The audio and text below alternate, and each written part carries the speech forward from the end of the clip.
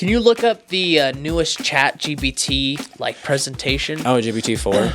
Well, in a few minutes, I'm going to be interviewing at OpenAI. Have you heard of them? OpenAI? Huh? Sounds vaguely familiar. Kidding, of course. That's incredible, Rocky. What kind of interview? She's giggling. I don't have a lot of time, so I'm just going to throw this on. What do you think?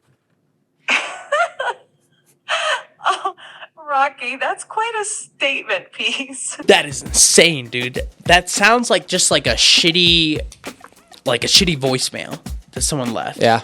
But they had the whole giggling down and everything, and I saw someone make this point. Dude, Japan is fucked. What do you think's gonna happen? Do you know the premise of her? Baby. Hello, I'm here. Oh. Hi. Hi. How you doing? Yeah, AI girlfriends. They already have a problem with isolation and not meeting girls, and they just end up in their. They have a true doomer society starting. Yeah.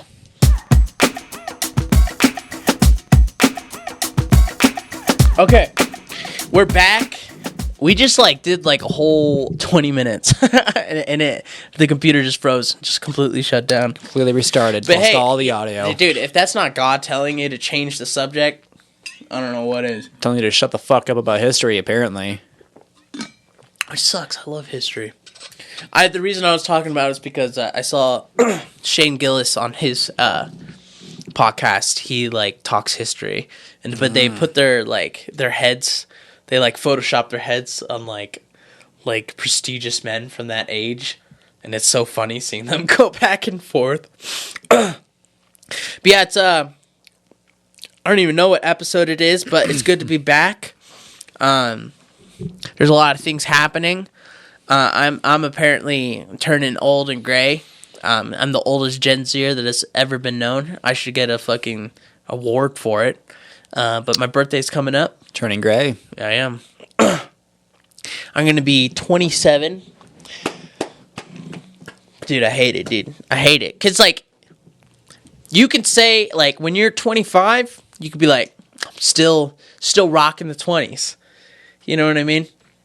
And in your early 20s, you're I'm still in my early 20s. You know? But once you start getting past that 25, 26 and up, you're rounding up. Now you start rounding up. Then you're I feel like I've got nothing in common with the nearest 30-year-old. You know what I mean? But you're not going to go to college parties anymore. Ooh, yeah. Those were fun. That weird 27-year-old that shows up. College parties are fucking overrated, to be honest. I can't tell you how many nights that I went out in college where I was just I have to go find a party. I have to go find a party. I have to go find a party. And then I'd go find some raging party, and it's filled with people. And I was damn, this is kind of lame. Mid as fuck, huh? It is, because it's there's so many people. You think it's fun. Then it gets to a point where there's so many people that there's no alcohol. Parties are only fun if you're drunk. Parties are only fun if you're drunk. Even going to a bar sober is lame. That kind of goes against the point, to be fair. I feel like at that point you could go literally anywhere else. Speaking of which, I am now, I think, week 3 into my sober journey. Yeah. I know the last episode was our 420 episode. Yeah, absolute turnaround. This guy decided to get clean and pure. I think it's important. But the thing is, I did this even when I was in college. You know, back when I was young, dumb, and full of cum, I was still doing this shit. Amen, brother. I was literally young, dumb, and filled with cum, because I did a whole documentary where for 100 days I was completely celibate and didn't smoke, didn't drink, didn't do anything. I didn't even jack off, bro. That's wild, dude. That's wild. How do you tell a 19-year-old to stop jacking off? I mean, that's all you do. No Nut November. That's how.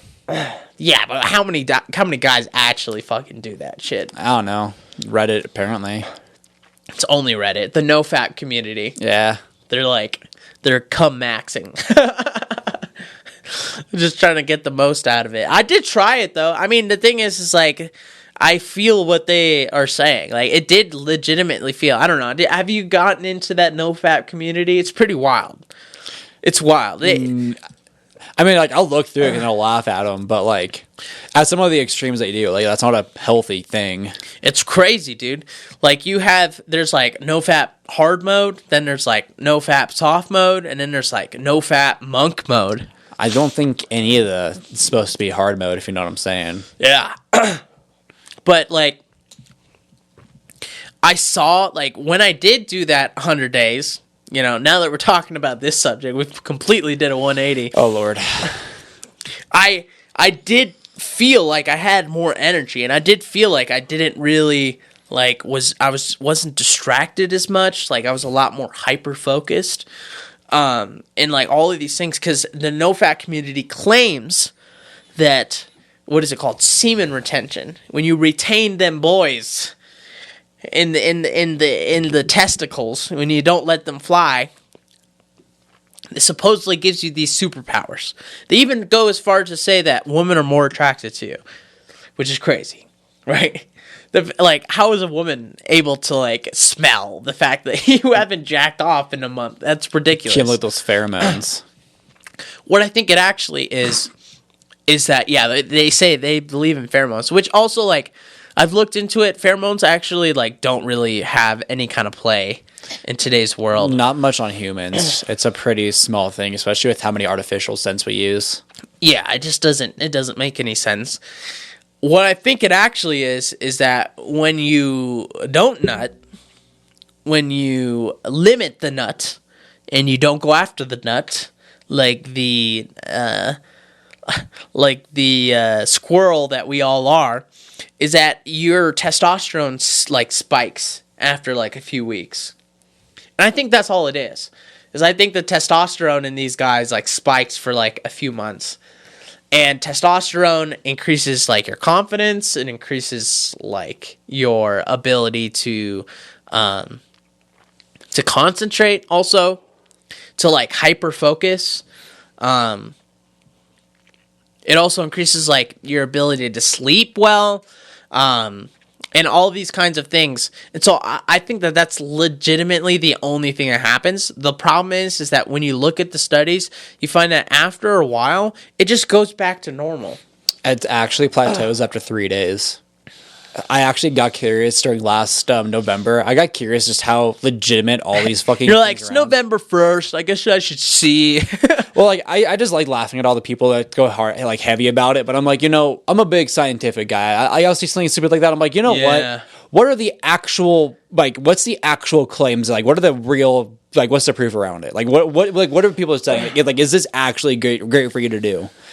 After, like, 3 days, you're literally at peak testosterone. Like, it starts limiting production. You can't accumulate more. I mean, you're literally filling your balls up. You can only produce so much if you're not getting rid of it. Also, and the loss you get is only like it's like an hour thing too. Like, from after you end up ejaculating, you do dip testosterone again, but, like, it's such a mild amount. It's like it's such a acute amount, and it regenerates so quickly. You're literally good after a day. Honestly, the most superpower you get out of it is just the fact that you have all this time freed up now. That's right. You're not jacking off like all the time, every day. The biggest use for, like, No Nut November or, like, any weird regulatory restriction on that is if you have, like, a Coomer mindset where you literally have an addiction. Like, you have a hard time regulating yourself kind of thing, then yeah, it's a great thing to do because it's you need a gray area. Neither side of the extreme is healthy. Yeah, I mean, and that goes for any kind of thing that kind of artificially boosts your hormones or anything where, like, you know, drinking, alcohol, any addiction, you know, I think it's important to test yourself if you have not only the willpower, but also give your body a break. You know what I mean? You see that guy? I know you're a big Joe Rogan fan, so you see that recent guy he interviewed that got addicted to, like, meth, like crack or something, and he thinks he can beat it. He says drug addicts are this weak. Have you seen that? Oh yes, he's like a Harvard professor or something. Yeah, he was like he's like he's a Columbia professor. People who say addiction, like, if you beat addiction, you're a hero. He's like, no, people are just weak. He was like, he was like it's a win-win. That's either crazy, dude. He was like, either I smoke crack for the rest of my life in a hotel room, or I beat it. Either way, I win. And I'm like, yeah, I mean, I guess. I think he's just, like, super smart about it. Like, he only does it occasionally.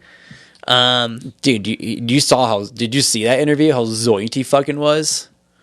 He probably was, Dude, bro. he was spacing out like every like 3 like sentences. The fact that he was saying like, he's like, yeah, it's the thing is like you could do it, but it's like you just do it in small amounts and make sure it's like a good quality. And it's like, but he's still like a successful professor at this like prestigious school, which is insane. I don't think he can keep this up. No way. in He's hell. gonna fail. Yeah. You have to become addicted, especially to like heroin, any kind of opiates. Oh my God. Like, you're lucky if you don't get addicted to that, dude. Because it's like, I've heard that like opiates are like better than sex. It's like better than any other feeling. I've never done opioids themselves, but I've done kratom in high quantities, which produces opioid-like effects. It hits the same receptors, or close to, without actually being an opioid. I don't know if I'd say that one. I mean, you're just being sedated. It's really the biggest thing. It feels crazy. It's a cool feeling. I can get why people get wild behind it, but like, it's not. I don't know. It's maybe. I mean, definitely. Maybe it's not for me. I mean, I've done a decent bit of it, like over time too. It's like it's not like it was a one and done deal. It's fun. I think but, kratom and heroin are a bit different. It's the same receptors. It's because heroin is literally just an opioid. Same thing as if you were just getting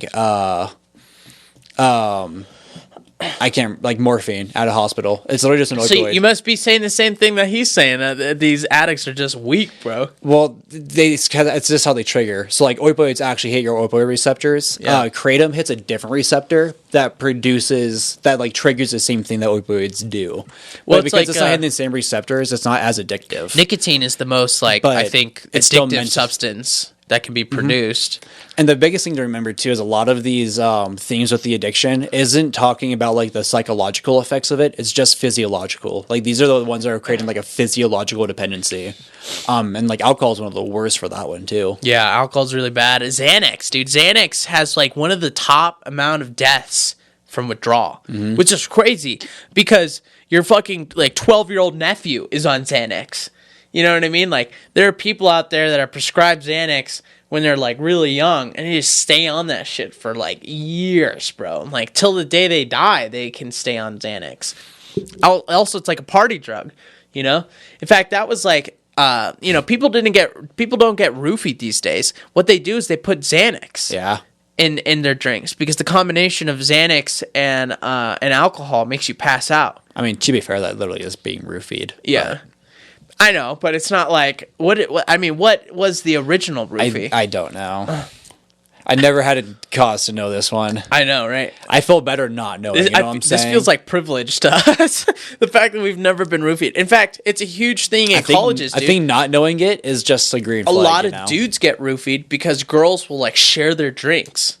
I've had a girl that was like hit me up the next day and she's like, yeah, I'm in the hospital because like someone slipped me something. Yeah, I am.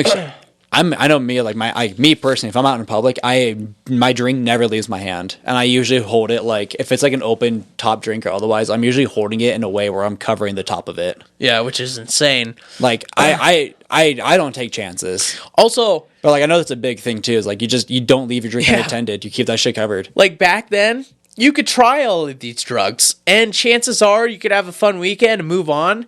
In today's world, it's all fentanyl. With all the fentanyl that's in there, which, by the way, here's a conspiracy theory. 90% of fentanyl comes from China.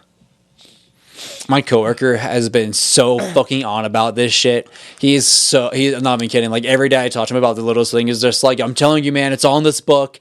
He goes on about it. He's a fucking like China's China's taking down our youth by supplying us with drugs, and I'm like, yeah, but like I don't know. Our CIA has been doing that for years too.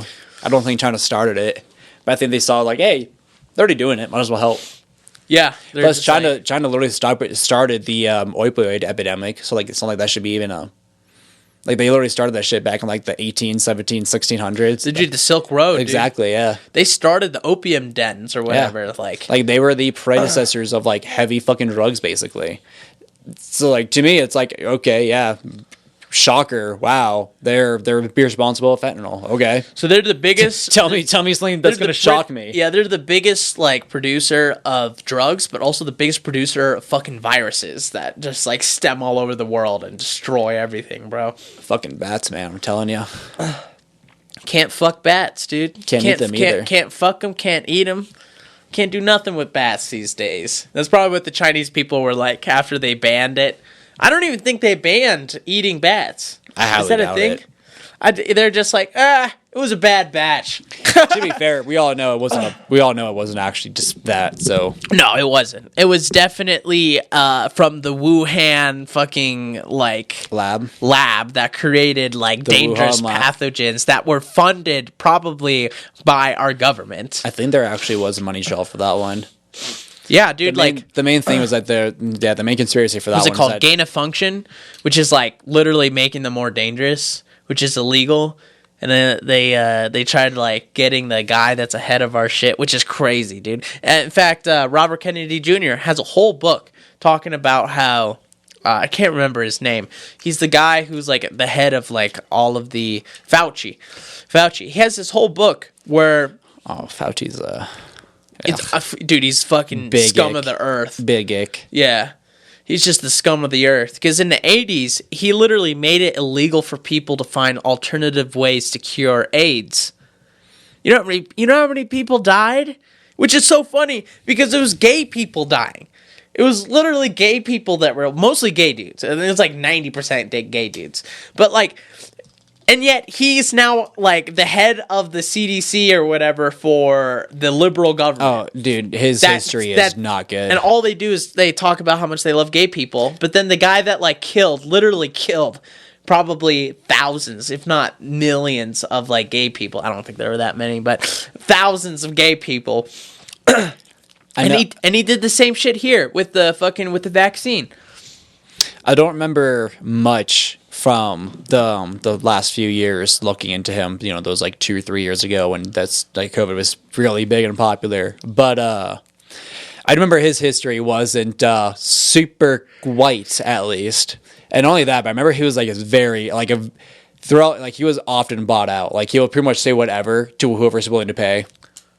Yeah, like bro. if you're like, he was literally just like, hey, I'm a health professional. Pay me money and I'll say this is good for you. The senator who I bet he was a cigarette guy. I bet he was one that promoted health. Oh yeah, cigarettes. absolutely, dude. If they fucking came out and be like, "Cancer's good for you. We'll pay you $1 million to say it," he'd be like, "All right, everybody, time to get your dose of cancer." It dulls the population. Half of us are going to be like, yeah, population control. Yeah, right. Which honestly, I've seen Have you seen this? It's like there are people who believe in population control when it comes to climate change. There are climate change extremists. Yeah, people think there's too many people. Literally believe in genocide. Yeah, because they think that that's the only way to fix. We're growing too rapidly, and there's too many of us to survive our resources. You could literally put like all of America in like 2 states. Yeah. Oh yeah, we have plenty of space. Yeah. In fact, Elon Musk won't shut up about it because everyone asked him about all these fucking kids he's having, and he's like, "We need more. Yeah. We need more kids." And it's true. It's like after a while, That's literally the point of life, is to create life and expand. Japan has like the worst problem when it comes to population. Yeah, they got to start fucking. Oh my god. They're Speaking actually of which, starting to open up their borders to foreigners just for that, which is crazy. Can you look up the newest Chat GPT like presentation? Oh, GPT-4. Oh, I actually did look into this one. This is, you know, India, how insulting this is to this guy. Literally showing him his replacement, having him show his son using his replacement to his service. I was talking to someone, I can't remember who, but they said that they knew somebody who was told that they needed to help train the AI that would eventually take her job. Not only that, this was a huge thing in the programming community, is that for programming, a big part of like where you would put any questions you had and where you would get answers was called I almost said Slack. I'm going fucking crazy. It's been a little while since I've been in my shit. Stack Overflow. And recently they actually just signed over to ChatGPT OpenAI. So OpenAI is now able to use all of their history from everyone's answers throughout history to train their models. That is insane, dude. And a lot of people are like actually trying to leak their answers and pull their shit off their website now, saying you cannot use my intellectual property to train your fucking AI model. will find a way around it, dude. At some point, they'll find some back door. But yeah, I know a lot of people are outraged over that, and which good, like that's for good reason. So they're saying, hey, you literally just got rid of your own shit. Like, why would you shoot yourself in the fucking head?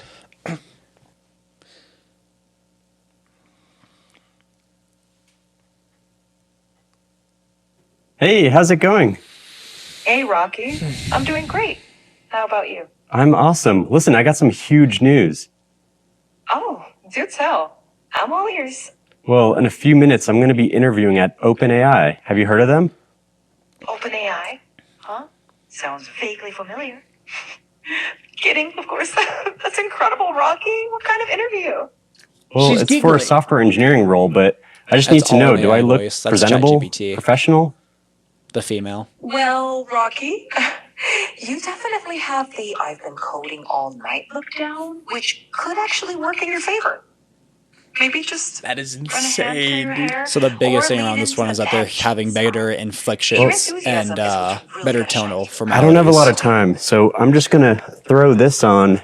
What do you think? Rocky, that's quite a statement piece. I mean, you'll definitely stand out. Though maybe not. That is insane, dude. That sounds like just like a shitty voicemail that someone left. Yeah. But they had the whole giggling down and everything. And I saw someone make this point, dude, Japan is fucked. What do you think's gonna happen? You know the AI premise of girlfriends, her, baby. Yeah, AI girlfriends. They already have a problem with like isolation and like not meeting girls, and like they just end up in their. They have a true doomer society starting, yeah. Oh, dude, it's so bad. And on top of that, like all the old population, because they eat so healthy and because they work out so much, they have the highest amount of like old people that survive the longest. So it's literally, there are going to be no children. There's going to be 0 children. In fact, look up the declining birth rate in Japan. To be fair, that's where a lot of their problems come from too. Is just because a lot of any new rules or anytime they try to update their shit to be a little more new age stuff too, that might actually help them long term survive better, because it goes against a lot of historic traditions or something. The old heads will put it down because they're old. Oh my god, dude, that's so bad. In the 1950s, it's terrible. It's terrible. births and births and deaths and marriages and divorces. What is the that's million. They had in 1950, which is after a very significant time in Japan. It looks like it was like 2.7 million births, and now it's like 1.6. 1 million. Oh my god! It went from almost 3 million to 1. It's gone down almost 2/3. That is insane, dude. That is not good. Especially with AI girlfriends, that's gonna drop down to like They have a higher death and birth population right now. Pretty sure. like imagine 500,000 births, and then it drops down to 250,000 births. Damn, dude, that's why China started reversing their one-child policy. Because for a while there, like you could only have one child, and then their birth rate started declining. So then they reversed it, right? Because it used to be you had to pay extra taxes the more kids you had. I think, so I got curious about this, and I remember looking into this a little bit ago off some of the world history data and stuff. And, I think that their birth child rate to death, I think their birth to death rate is actually pretty close to ours at the moment. Who? Japan. Japan? Yeah. Really? Yeah. Look up the declining birth rate in the United States. You're going to see birth death rates. Yeah. Dude, idiocracy is just going to happen because all the dumb people are having fucking kids left and right, dude. That's like the birth rate. 1977, the birth rate in the United States was about, 16 million? I don't know what the the y-axis is. There's no way there are better than 16 million people in this country.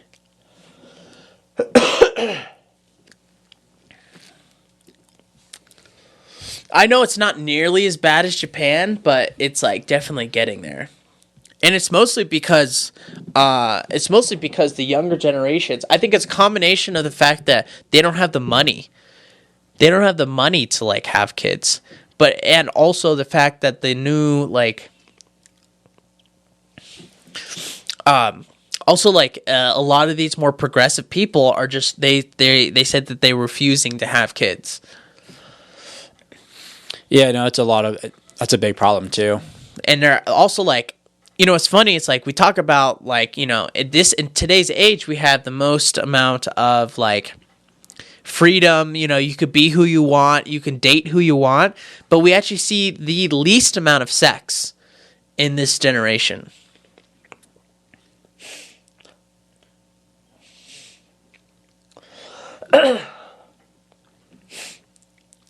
It's all right. Can you just look up the decline of sex for like Gen Zers, or not Gen Zers, but like millennials, just like younger people having less sex in the United States.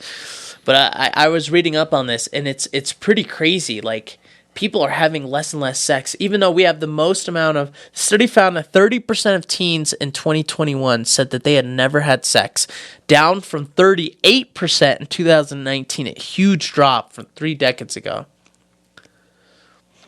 8% less in just a few years.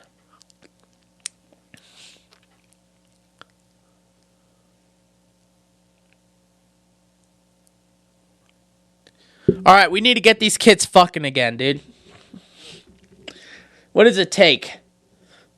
We've never had... The thing is also, all these liberal people, they have liberal parents who would probably let them fuck, you know, in their house and do all these things because they have less rules. I think it's also a rise of like antisocial behavior. Yeah, a lot of just e-dating. People are having less sex. E-sex and e-dating and Bring such. back sex, bro. Those Discord calls. Yeah. You know, everyone's so concentrated on their Discord kitten that they're not actually going out and meeting a real life Discord kitten. Yeah, I didn't know that. Or at least that there was such a thing around it. At least. Wait, no, go back up. There's talking about asexual right there. We don't know why more people are identifying as asexual, but I do think more people are aware of it as a valid identity, even compared with when I started teaching human sexuality. I routinely had one student in my class who might identify as asexual. Now I have 3 or 4. I feel like it has to be a lot more women.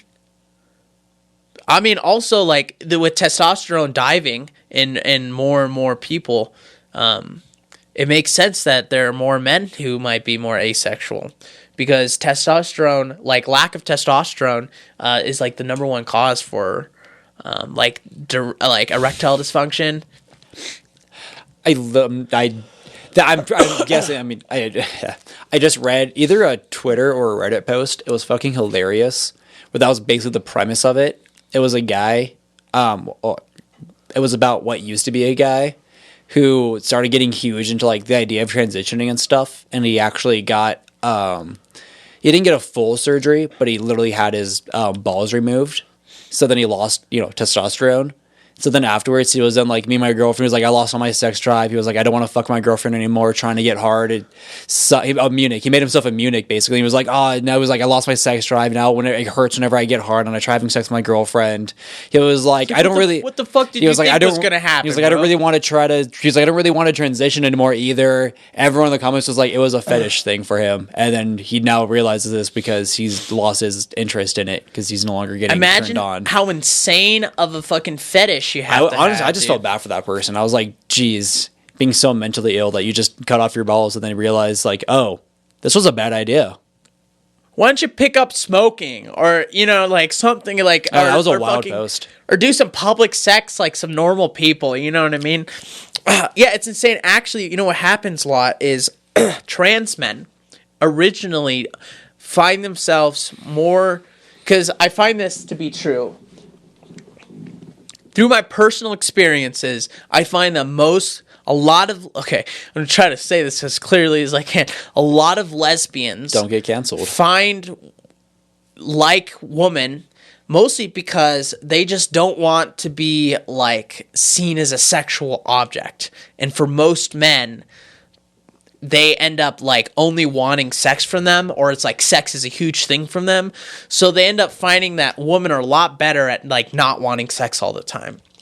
So and also it makes sense because that means they're getting less sexually assaulted, right? They're more understanding. They're less like standoffish when you don't give them sex. It makes sense that if you don't like sex, your chances are you're going to be way better off with another woman. Now, a lot of these trans men, formerly lesbians, will start taking testosterone because to get more masculine features, they find that like the vast majority of trans men all of a sudden start to have a sex drive again when they start taking testosterone. Oh, yeah, that shit skyrockets. And then what happens is that their relationships start to fail with the woman that they're with because they start to get an attraction towards men again. Literally taking testosterone makes them straight again. It's insane because testosterone is what like brings up your sex drive so much. Which really comes to show that like a lot of this, I feel like a lot of this is just mistaken stuff. It's identity stuff and their friends are doing it and all this and all that shit. It's like by the time that they're on the hormones, they realize, oh shit, this isn't actually what I thought it was going to be. Because I feel like a lot of trans men assume that they're just always going to stay the same, but then they're just going to look like hotter men. That they're just going to grow a beard and then they're just going to stay the same. In reality, it's like, it's also this, kind of shoots to this point that, that we're not beholden to our biology, which I think is such a ridiculous thing. It's an entirely Western idea. Oh, yeah. I mean, it's insane. Everywhere else, throughout most of history, we've understood that our biology has a huge factor to play in how we act, how we interact with those people around us. Did you actually see about that recently in Canada? The Olympics, oh my God, the weightlifting. Did you see about that? Recently, yeah, some guy fucking identified as a woman, and he took the top record. A professional weightlifter. Because in Canada, all you have to do is just literally, you don't have to have any tests or do anything. You don't have to start anything. You just literally have to claim. I think he still holds that record. Yeah, and no one's gonna beat it unless another man. Well, no. Do you know why he did that? To show the ridiculousn's. Because you know who the last record holder was? Another trans woman. A trans man. Yeah. Yeah, and you know what's even funnier? She came out and made a video talking about how it's not fair to biological women because he did this. Wait, do you mean a trans woman? Like a guy that transitioned to being a woman? To being a woman. Okay, that's a trans woman, yeah. Yeah. Yeah, that's insane, dude. She came out, made a video talking about how he has an unfair advantage against a biological woman. Yeah, because everyone was just like... And in the same video, she even mentions herself too that she in the same video she literally was basically said like, and she even said this too. She even mentions how she also recognizes that she has an unfair advantage. Also, by the way, this guy that took the record is nowhere even close to the male record. He's not even close. He's just a gym bro. I mean, he still did a good number. He did like 345 or something, like 360 something. Dude, you could go down to the gym and find some dude that can do that right now. True. That's what I'm saying. It's like not even that crazy. There are dudes out there that are fucking like deadlifting like 1,000 pounds. I mean, they're like the strongest of the strongest, but still, that's insane. Like Brian Shaw. Yeah. You know Brian Shaw? Yeah. Let's pull up a photo of Brian Shaw. He lives in Colorado, by the way. I don't know if you know that. I think I knew that off and on. I don't know where he lives. Look at how big he is compared. Show him at you see that photo with the bodybuilders down in the bottom left? It's kind of in the middle right there. Yeah. Those are the Olympians, by the way. These are like the top bodybuilders in the world, and that's Brian Shaw. Okay, letting you know, by the way, 'cause that image, those guys are like 5'3". I don't think. No, that class for Olympian, their class is like the small class. Like they are short people. They are literally like 5'3", 5'4". Okay, then let's show him next I saw that photo floating around, a couple weeks ago, and people are like, by the way, they're from this like title. Let's show him next to Chris Bumstead, because Chris Bumstead is actually like a normal size. I saw some other strongman next to fucking Brian Shaw, and it made Brian Shaw look like a fucking child. I was like, what the fuck? Yeah, so that's Chris Bumstead. I think he's like 6'2" or something like that. He's still like a full head.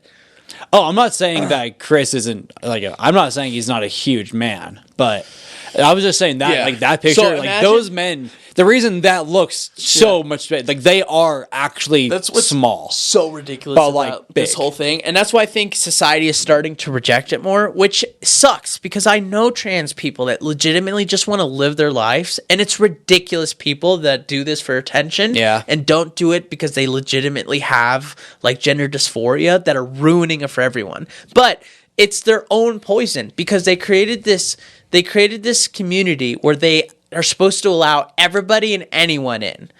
And there's no limitations. You can't say who's actually who or anything like that. But imagine if he started taking estrogen. Dude, he would absolutely destroy everyone. There are MMA competitions where they would let Brian Shaw go in and go like absolutely pummel woman. Which is like, I expected society to become more logical. And for a while there, it did. It's like we started to accept people. It's like, who the fuck cares who you get married to? Yeah, we hit the we went from the scale on kind of finding good identity and allowing people to do who they are and gender idea, and we went over. There was like a year to like half a year where we were like right in that peak area. Dude, 2010. I've just let people do whatever. Perfect. It's like, you want to be gay? Be gay. Yeah. You want to go do whatever? Go do whatever. Nobody really cared. And then we went way too far with it and just continued to tip the scale. And now we're like, we need to pull it back because we really like discounted just how much attention is the most important currency ever, especially here in the United States. I like bottle caps personally. Bottle caps? Yeah, go out Fallout style, I need some caps for that, bro, for my power suit. Yeah. Which, by the way, the new Fallout show is pretty good. I still need to watch it. I don't want to derail too much from that. Every time I think currency, it's so ingrained just at this caps, point. Every time I open a bottle at this point, I always just want to save it. Yeah. I just see like the one cap added to my inventory pop up. All right. Well, it was a great conversation once again. Look, guys, I'm growing old. All right, I already feel it in my knees. All right, I'm basically 50 at this point. So if you Gen Alphers, the loafers, if you Gen loafers, kids, stop making fun of me. I can hear it already, dude. There's nothing I would hate more though than like a bunch of 12-year-olds being like, "Look at him, dude. He's so old." I'm like, "No, I'm not. I'm still in my 20s." That's exactly what's gonna happen. Oh, dude, 12-year-olds, we're definitely older 12-year-olds. But you know what though? Very few comedians that are young make it. It's like, you notice that like all the best comedians are like old dudes and they're like in their 40s. Because they just had to work at it. So that's what I'm kind of hoping for. I'll be a DILF. I want to be that like Latino DILF that goes around with just like way too big arms with a way too small shirt, just like way too tan. That's what my true aim is. But all right, guys. Well, it's good to have goals. I look forward to getting old with you. All right. Even if you're young, you're old. All right. The new 21 is just like 3. 3 is the young age now. Like if you're 15, yuck. That's how we fight it, dude. Just keep pushing it further and further back. Be like, dude, come on. You're 16, dude? Get out of here. That's way too old, bro. I don't know what you're on about right now. It sounds concerning. This is me dealing with my fucking like quarter life crisis, bro. trying to deal with it. All right, well, we love you guys. Be sure to like, comment, and subscribe. We are getting close to the 1,000 subs that we need to monetize. So we'd appreciate it if you guys can let us know what you like, what you hate, what you love about our podcast, so we can continue to make it better for you, our congregation. We love you. Bye.